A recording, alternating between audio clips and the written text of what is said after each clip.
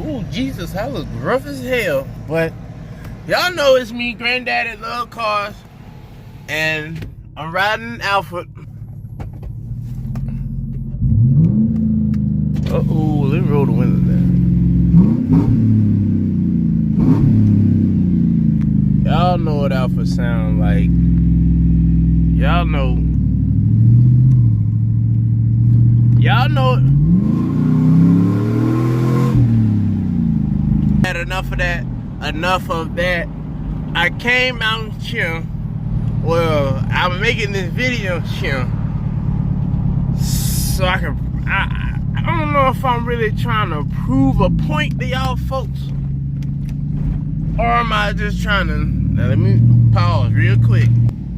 For all y'all folks who can't drive worth a darn, go slow over railroad tracks. I got 30s, I'm gonna go real slow, but even if you don't,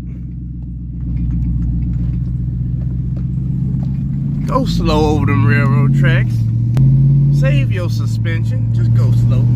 But anywho, I don't know if I'm trying to prove a point or explain a point or package of both.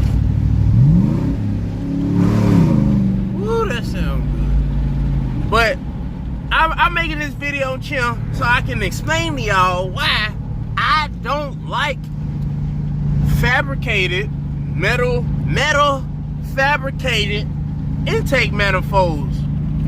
Now, I'm gonna just give y'all a little background. I wanted Alpha for so long before I actually purchased them. Now, I always told myself, I'm gonna get a fabricated intake manifold. And the beauty about a fabricated, in my opinion, a fabricated intake manifold is you don't necessarily, in my opinion, you don't have to go buy the most expensive one. It's literally fabricated, welded together metal. It's beautiful. I like the way they look, especially they shiny and polished. You know, long tip, you can get different length ones, but most times you see people with the long length runners and all that stuff like that. I'm gonna add a few pictures up in here.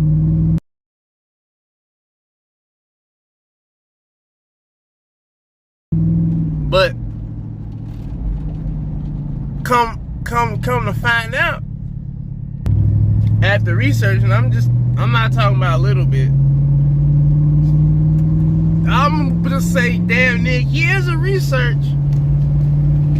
I ain't, and I don't like, and I'm not going to get a fabricated metal intake manifold on Alpha.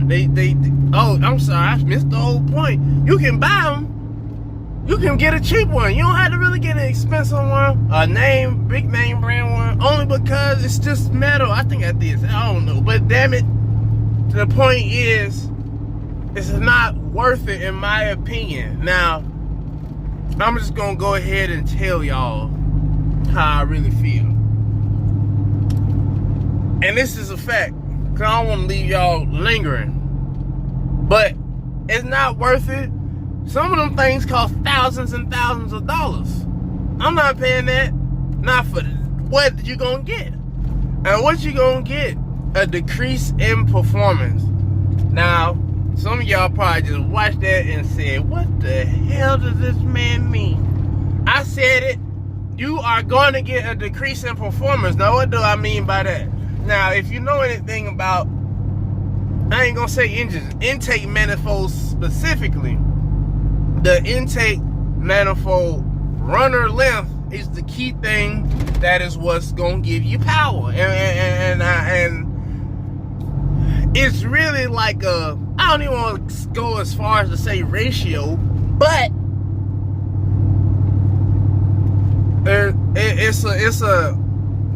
the length of an intake manifold runner, the runner length will give a vehicle power in a certain RPM, power band, RPM range, whatever you want to call it. Most of the time, and I've done so much research, and I was even willing to say, a factory intake manifold Damn, it was a lot of police down there. It was at least 15. But even on I would keep a factory intake manifold over a high ram RPM. A high ram intake manifold. I'm gonna tell you why. Now, everybody vehicle, whether it's a factory car you drive to work, whether it's a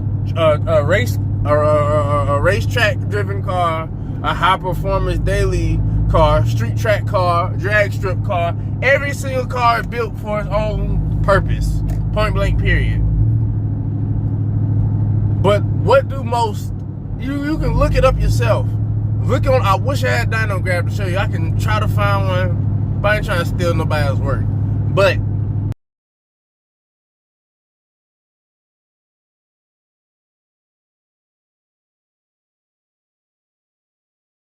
most high ram RPM, most fabricated intake manifolds give you decreased power. Decreased power, I'm gonna put it like this. Let me say it even differently. They typically only increase RPM all the way at, they typically only increase your horsepower and torque at the high end of your RPM range. High end power, that's it. So, and let me explain this for me as well. I got Alpha. First off, Alpha is a 6,000 pound full size body on frame SUV. I drive Alpha every day. He go through all his RPM range. He don't live in the low end, he don't live in the high end, he live all around. The takeaway that those fabricated intake manifolds take away and what it gives you is not worth it. If I'm sacrificing 20 to 50 horsepower all the way from an Alpha redlining at 55, 6K, if I'm 1 through 4 giving away 20 to 50 horsepower to gain 35 at 45, 5K, that's not a benefit to my vehicle. It's not a benefit. And a lot of people who do run these, some people build their motors because that's what they want, and there's nothing wrong with that. But a lot of people got real high horsepower boost and turbos, supercharging, things like that, which, for lack of better terms, it more or less doesn't matter, because you're making 7, 8, 9,000 plus horsepower anyway. Well, who give a damn? Especially if you drag racing on top of that, you living in the high RPM, you living 4, 5, 6K plus RPM. So okay, but for somebody who's building a car that they might, and for me, or even if you ain't just dogging your car to where you just all the way in those high RPMs, it's not worth you sacrificing I would even say 10, any horsepower all through the mid-range to gain some in the high end, because most of the time when you driving, you're not living in redline all the time. You're not living there. That's just a fact. It would be foolish for me to give up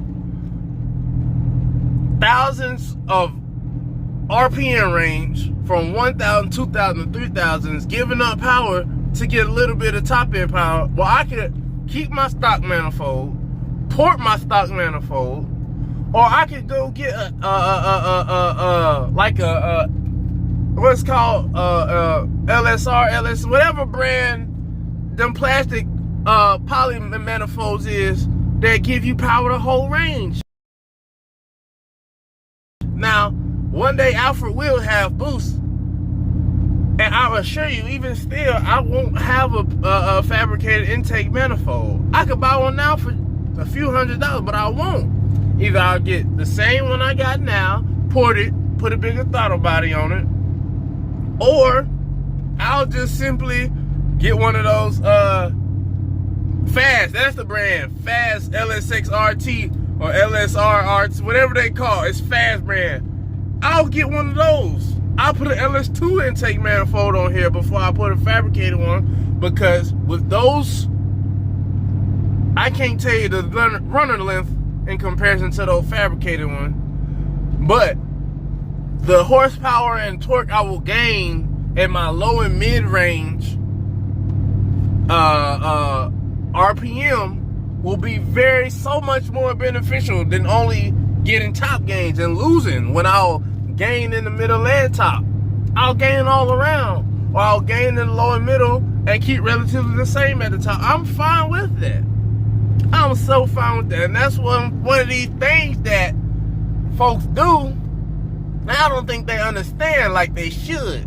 Some things look cool, some things look pretty, some things people do because other folks doing it. But you gotta do your research, and I wouldn't just be telling y'all this to be a mean granddaddy to y'all. I love my grandchildren. I love y'all. So I want y'all to get the most performance y'all can get, and I'm telling you, do your own research. There's so many fabricated intake manifolds that will drop your power all in the mid-range. I don't care what brand, who made it, none of that stuff. Get you a nice, port your factory intake manifold. If you can find somebody to port it, good. Buy a fast costs $1,000-something. Just run with it. Get your fast and get you just. I'm trying to tell y'all for what Granddaddy know. Now I will say metal is metal. It's always gonna be stronger than plastic. It can handle boost, but at the same time, ain't nothing really going in it. Well, that it is pressurized air, but still, I'm gonna run with a poly intake manifold. That's just that on that. So I hope y'all learned something today. I love y'all. I just hope y'all do y'all research. Don't just listen to Granddaddy. You're gonna see everything I say is 100. I love y'all. I love the Lord. Y'all need to go to church, say your prayers, and just drive safe. Don't drink and drive. Don't text and drive. Y'all subscribe and share and all that good stuff. Peace.